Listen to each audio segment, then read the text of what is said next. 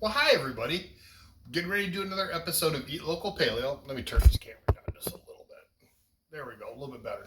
So anyway, in this episode, we're going to cook up some pork loin. So there was a good sale at the store the other day on pork loin, so I got a nice pork loin.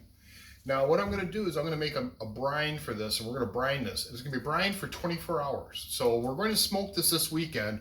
Today's Friday. I'm going to do this today, and tomorrow I'm going to be smoking this up for a dinner, or possibly on Sunday. I may end up holding it till Sunday. So anyway, and it won't hurt it at all to brine for 2 days versus one. It just get that much more yummy. So why not? So anyway, this is going to be kind of a Latin flair. So I'm calling it a Latin pork loin marinade. So we're going to be making this from scratch. So with that, I'll get back to you and we'll be at the cutting board and I'll show you what we're doing and how we make it. It's pretty easy and you're going to like it. It's yummy. Okay, we're back and we're getting ready to get started. So first thing we're going to add is going to be 1 cup of water. Now I use filtered water. I take it out of my refrigerator through the filter. I do that because I don't want the chlorine and the fluorine, whatever else that they're putting inside the water. So I use the filtered water. So I kind of recommend that. You could also use distilled water, or you could use bottled water, whatever you have in your area. And if you really had to, you could use tap water. It's just that I try to get away from those little flavors because I can kind of taste those in the food at a later time. So anyway, we've got 1 cup of filtered water. So we're going to add that.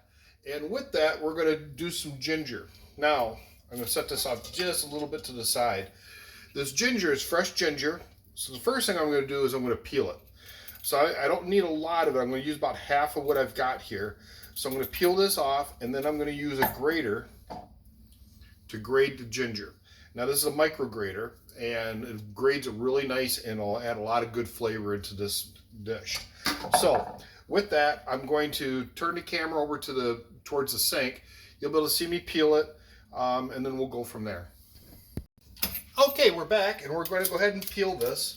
So I'm just taking my peeler, and we're just going to do a nice little rough peel on this and peel this off. Now anything that doesn't peel off real easy with the grater or with the peeler here, I can just take my knife and do a little cleanup with it. So it doesn't take very much or very long to do. Oh, there goes that little piece.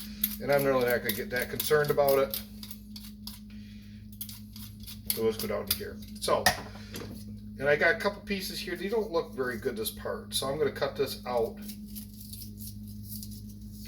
And take my knife and cut it right on out of there. So that piece is out. So with that, we're going to take our microplaner and we're going to plane this down and grate it all up. And I'm going to grate it down to about here, and I'm going to throw the rest in a plastic bag, put it back in my refrigerator, and use it for another meal. So we'll be right back. Okay, so we've got our grater out, and we're just going to take this and grate this up. And this is going to put so much good flavor into this marinade or brine that I'm making for this pork loin.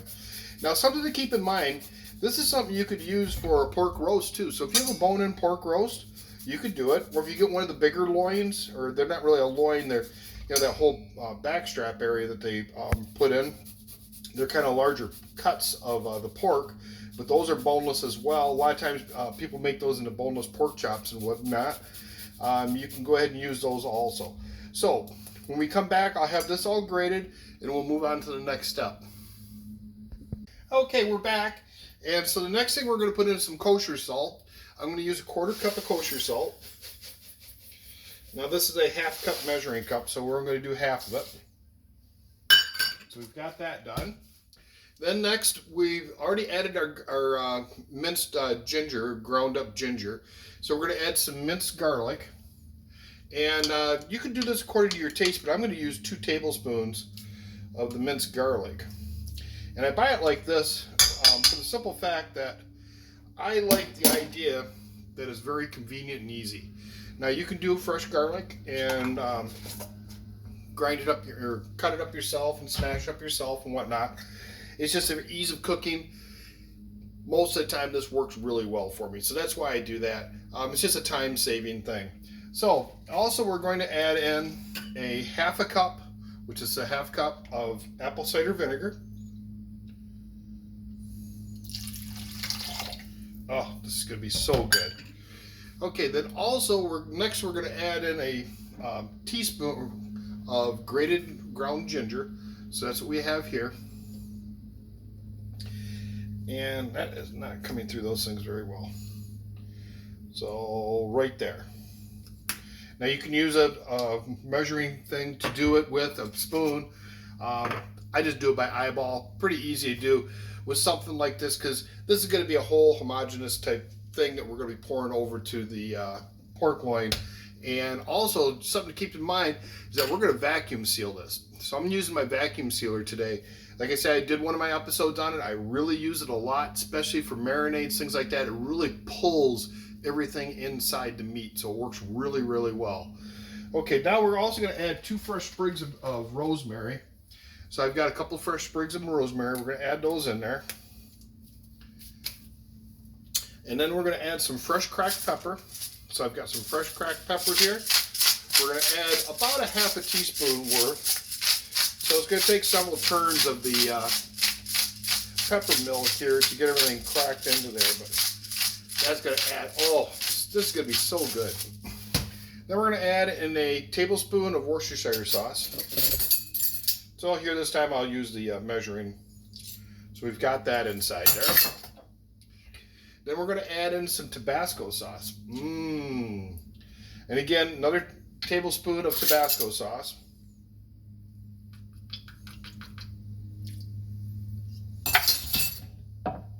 And then finally, we're going to add a lemon. Now this lemon, let's set that off to the side. Lemon, we want to take, first make sure if you have any stickers on it, things like that, you peel it off. Put it and rinsed it and washed it off a bit so we don't have any of the, if there's any pesticides, things like that, so we've got that off of there.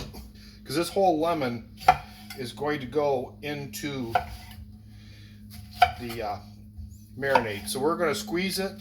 Everything that's in it is going to go into this. So we've got these. I want you to juice these lemons and kind of squeeze them and crush them right up. And we're going to throw them right in there. And what that does, it's going to pull some of the oils from the skin from the lemon in there also.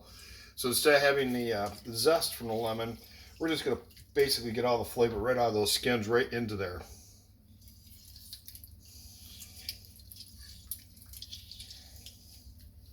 Okay, get my hands rinsed real quick. Now we're going to give this all a nice stir.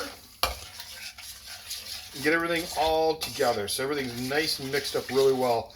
Keep in mind you've got that salt in there and it will dissolve pretty readily, but make sure you stir this up to make sure it all dissolves really well for you. So when you add it to the pork loin, it won't cause a big problem. It'll actually be dissolved. So next thing I'm going to do is I'm going to add the pork loin.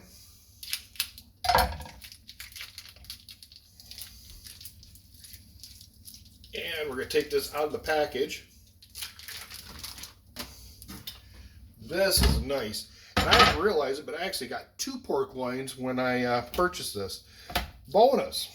So we're going to add those inside there. We're going to take our brine and pour that all over there. Oh, this is looking just so good, so yummy. Give my hands another quick rinse. Okay, so now with this is where this really comes in well and handy. Sorry about that little minor.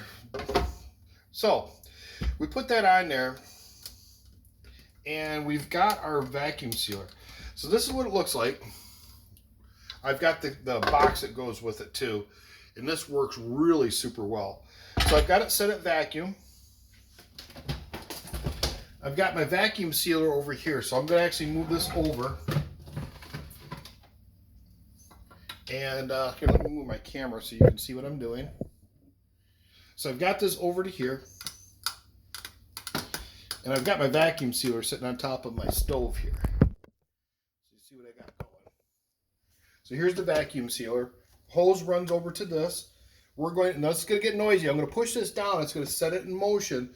It's going to vacuum seal this, and only take just a moment to do this. Take about 15 to 20 seconds roughly.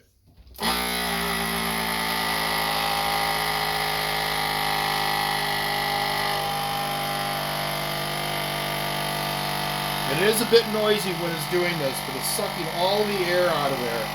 Now the way to check it, you can always just take the lid and see how that's staying right on there. And that just sits on top. It doesn't screw on, doesn't snap on, anything.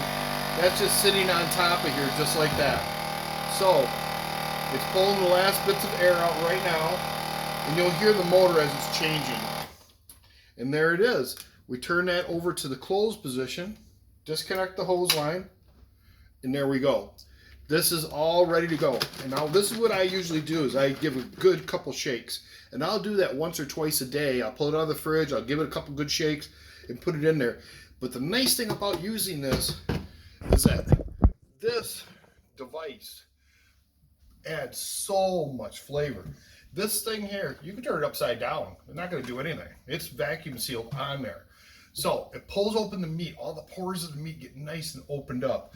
And all this gets pulled inside, so it's just wonderful juicy. It's just, oh, these are going to be so good when we cook these up on the grill. And I'm going to smoke these. So these are going to cook for about, roughly 6 to 8 hours when I do cook these. All right, well, thank you for tuning in. Stay tuned. We're going to have more shows and episodes coming up every week. So eat local paleo. Thank you.